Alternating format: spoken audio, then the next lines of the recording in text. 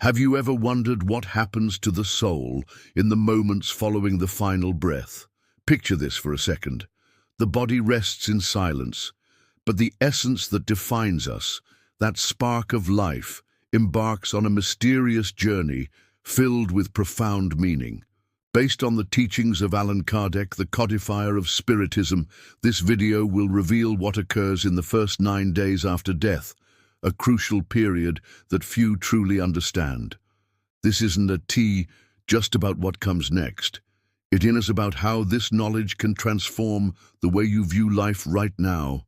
Stay with me until the end, because what you're about to discover not only answers an age-old question, but may touch your heart and change your perspective forever. When the flame of earthly life fades, the soul doesn't immediately plunge into an unknown void. Allan Kardec explains that the spirit, upon leaving the body, enters an initial state of perturbation, a moment of adjustment where it still feels the echoes of physical existence. Imagine waking from a vivid dream, with the edges of reality still blurred. For some souls, this moment is serene, as if a subtle peace begins to envelop them. For others, it can be confusing, especially if material attachments or fears hold them back. This perturbation is not a punishment, but a natural stage.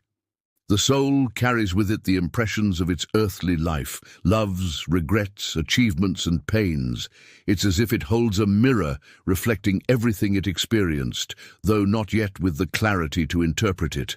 In this moment, the divine presence, which never abandons its children, acts as a gentle light, guiding the soul to begin shedding the weight of the material world. This idea invites us to reflect.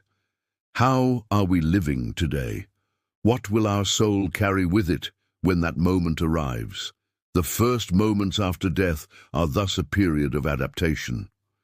Kardec teaches that the spirit may linger near the body or the places that marked its life, as if trying to understand its new condition. For those who left the earth with a light heart, this process is smoother. For others, letting go of earthly ties can be a challenge.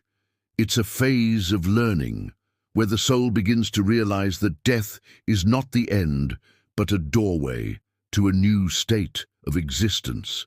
This perspective connects us to a profound truth. Death is not a rupture, but a continuation. Allan Kardec reminds us that the soul is eternal, and these initial moments are merely the prelude to a greater journey. By understanding this, we start to see life through new eyes, valuing every choice, every act of love, every opportunity for growth. If you could prepare your soul for this transition today, what would you change in your life? Before we continue, share in the comments. Have you ever felt the presence of someone who has passed? Your story might inspire others to reflect on this mystery. Between the third and fifth day, the soul begins to open to a new reality. Allan Kardec describes that during this period, the spirit may be welcomed by spiritual guides or loved ones who have already crossed the veil of death. Imagine the emotion of reuniting with someone you deeply loved, a grandparent, a mother, a friend, now in a state of light and serenity. These higher spirits, driven by love and divine mission, embrace the soul, helping it understand that life continues on a higher plane. This moment is like a bridge between the material and spiritual worlds. The soul, still carrying earthly memories, begins to feel the lightness of its new condition. Kardec explains that these encounters are not random. They are orchestrated by divine law, which always seeks the spirit's progress. For some, this welcome brings immediate relief, as if a weight is lifted from their shoulders. For others, it may be an invitation to reflection, especially if their earthly life was marked by choices that distance them from their essence. Spiritual guides, according to Kardec's teachings, do not judge, they guide.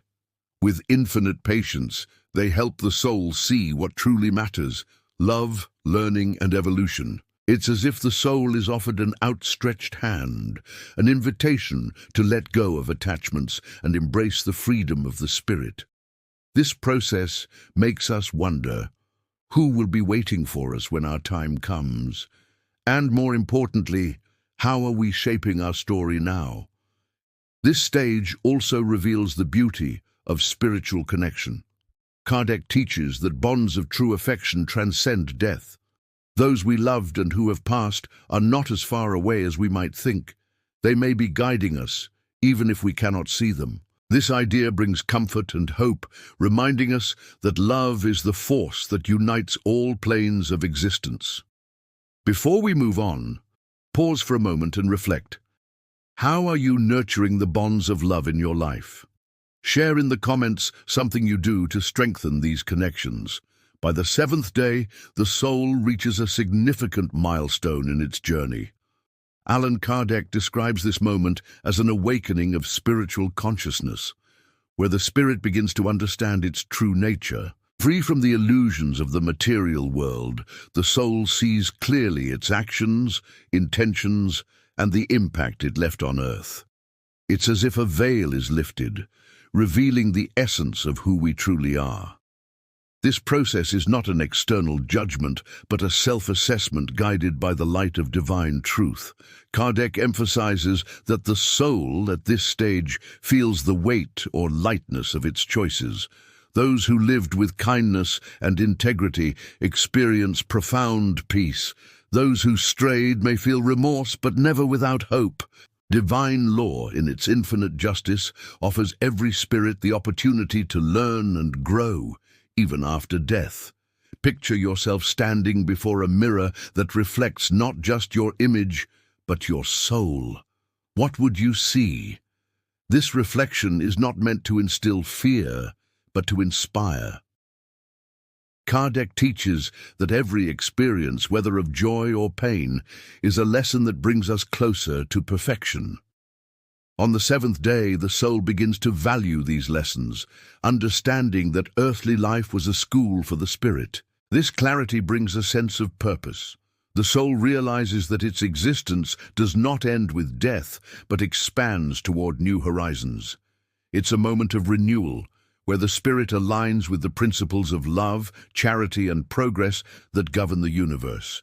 This idea challenges us to live more consciously, knowing that every choice shapes not only our life, but our eternity. What would you do differently if you knew your soul would reflect every decision? Share your thoughts in the comments. Upon reaching the 9th day, the soul is ready for a new chapter. Allan Kardec explains that at this moment, the spirit integrates more fully into the spiritual plane, leaving behind the last shadows of the material world. It's as if the soul, now strengthened and aware, takes its place in a new reality, ready to assume responsibilities or preparations for its future evolution. This is a milestone of transformation, where death reveals itself not as an end, but as a new beginning.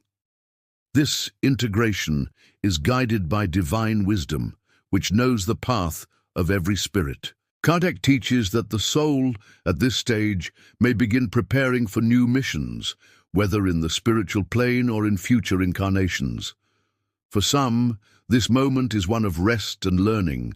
For others, it's the start of active work on behalf of other spirits. What unites these experiences is the purpose, continuous evolution toward perfection. The beauty of this process lies in the harmony of divine law. No soul is abandoned. Each receives what it needs to grow. Kardec reminds us that the spiritual plane is a place of order, where every spirit finds its place according to its level of advancement. This idea brings hope, showing that death is not an abyss, but a bridge to a state of greater fulfillment. This moment also invites us to reflect on our own journey. If the soul continues to evolve after death, what are we doing today to prepare our spirit? The choices we make, the values we cultivate, the love we share, all of this echoes into eternity. Allan Kardec teaches that life is a precious opportunity, and every day is a chance to draw closer to the light. How does this vision of the soul's journey inspire you to live better? Share your thoughts in the comments. The journey of the first 9 days of the soul, as revealed by Allan Kardec, is more than a narrative about death. It's an invitation to rethink life.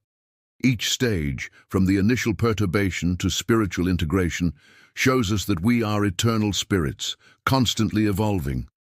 Death, far from being an end, is a transformation that reconnects us to the greater purpose of existence, to grow in love, wisdom, and fraternity.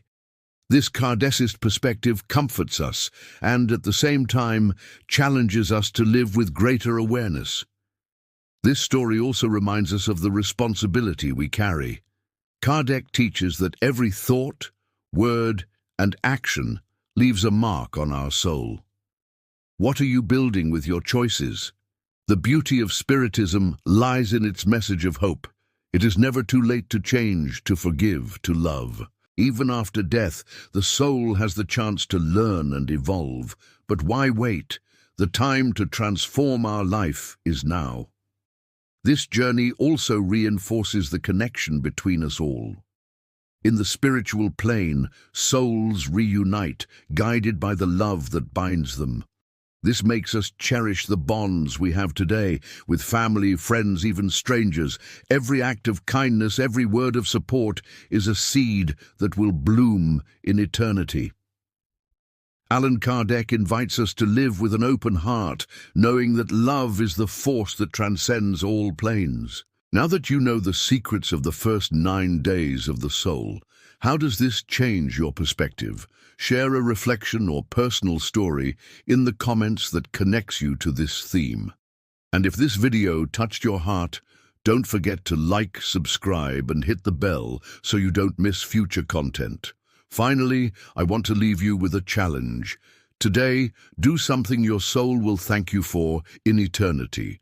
It could be an act of kindness, a word of forgiveness, or a moment of gratitude. The soul's journey begins here, in the life you live now. Until the next video, may divine light illuminate your path.